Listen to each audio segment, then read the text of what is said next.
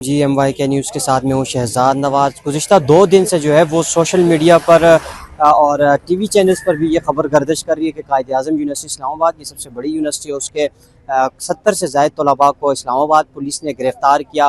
गिरफ़्तारी की वजह जो है वो ये बनी कि उनसे हॉस्टल्स वगैरह खाली करवाए गए और ये सारी सूरत हाल थी। ईमान मिज़ारी साहब मेरे साथ मौजूद हैं। हर गरीब शख्स के साथ या उसके साथ खड़ी होती हैं जिसके साथ कोई नहीं होता। इनसे जानते हैं कि आखिर वजह क्या बनी। अच्छा मैडम, बहुत शुक्रिया। ये बताइएगा कि आखिर क्या वजह बनी कि इस्लामाबाद पुलिस ने 70 से ज़ायद तलबा को हॉस्टल से निकाल दिया और थाने में बंद कर दिया, और मेरे ख्याल से स्टिल अभी तक वो बंद है। जी देखें, एक बहुत अजीब बात है इस मुल्क की कि इधर यूनिवर्सिटी की एडमिनिस्ट्रेशन और उधर भी ऑथराइज पर्सन वीसी थे, लेकिन यूनिवर्सिटी की जो सिक्योरिटी इंचार्ज हैं, एक रिटायर्ड कर्नल साहब, उन्होंने पुलिस को दरखास्त की कि जी आप हॉस्टल खाली करवाएं, जो कि सिविल कोर्ट का काम है, पुलिस का काम नहीं है। उन बच्चों को उन पर तशद्दुद किया गया, उन्हें मारा गया, उन्हें घसीट के थाने में बंद किया गया, 12 घंटों के लिए उन्हें हब्से भेजा में रखा गया। इलीगल डिटेंशन थी, उन पर कोई पर्चा नहीं दिया गया।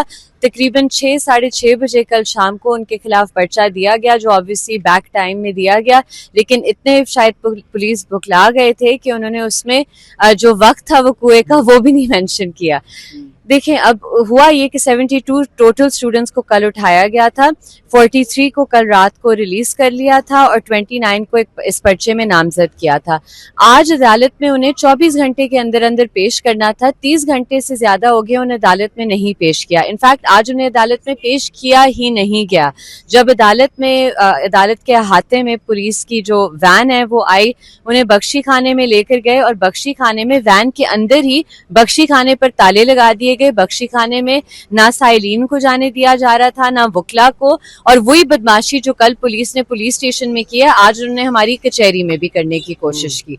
इसके बाद जब स्टूडेंट्स को अदालत में पेश करना था तो बदमाशी का आप लेवल देखें कि पुलिस वाले भारी नफरी, सीटीडी वाले भी उनके साथ थे, आए हैं, अदालत के बिल्कुल बाहर गाड़ी रोकी है और फिर गाड़ी भगा के ले गए हैं कचहरी के गेट के बाहर। यानी वो गाड़ी भगा के ले गए ताकि किसी को पेश ना किया जाए। क्यों नहीं पेश करे? क्योंकि उनके जिस्म पर, उनके मुंह पर, उनके गर्दनों पर तशद्दुद के निशानात हैं और पुलिस नहीं दिखाना चाहती जो उनका मकरू चेहरा है पूरी दुनिया को।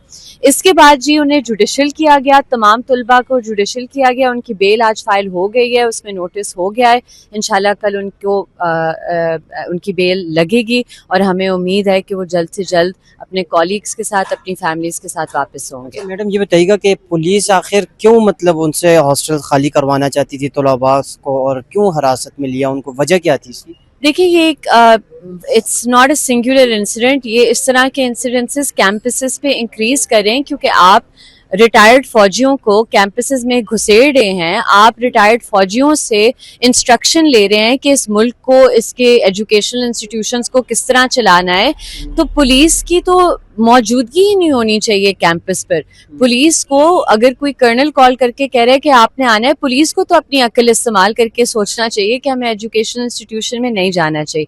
ये एक ब्रॉडर पॉलिसी है रियासत की कि कैंपसेस को सिक्योरिटाइज किया जाए, कैंपसेस को मिलिटराइज किया जाए। और क्योंकि QAU एक ऐसी यूनिवर्सिटी है जो हम कहते हैं एक मिनी पाकिस्तान है, उधर पाकिस्तान की हर किस्म की रिप्रेजेंटेशन है और वो एक्टिव है इंसानी हकूक के लिए, अपने हकूक के लिए।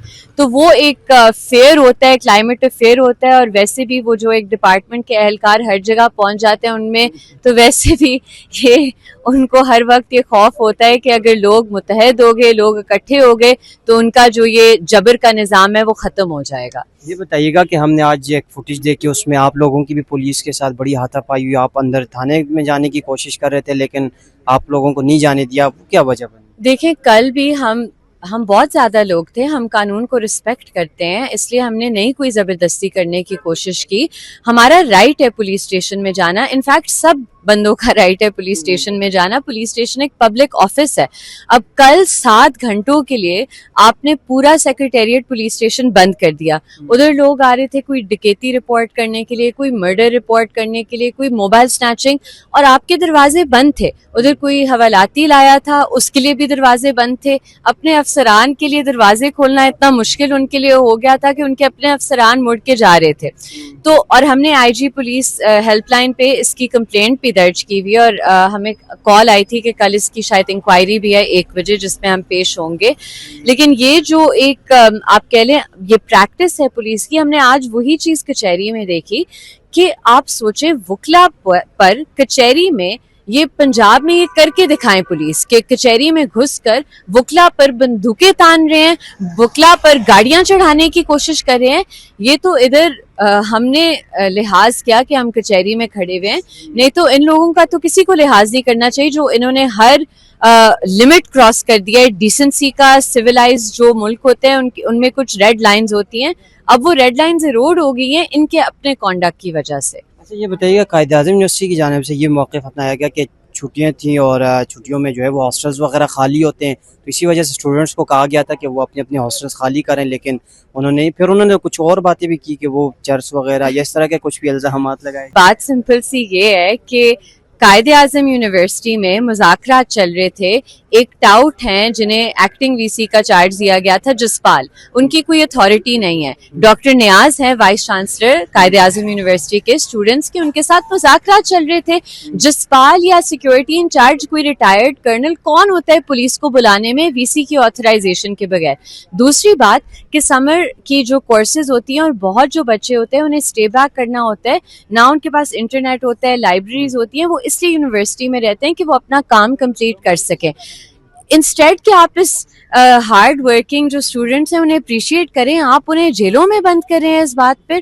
और तीसरी बात कि ये जो हॉस्टल्स हैं इनकी पहली दफ़ा है कायद-ए-आज़म यूनिवर्सिटी ने ये फैसला लिया है कि जी गर्मियों में आप हॉस्टल्स वेकेट कर दें।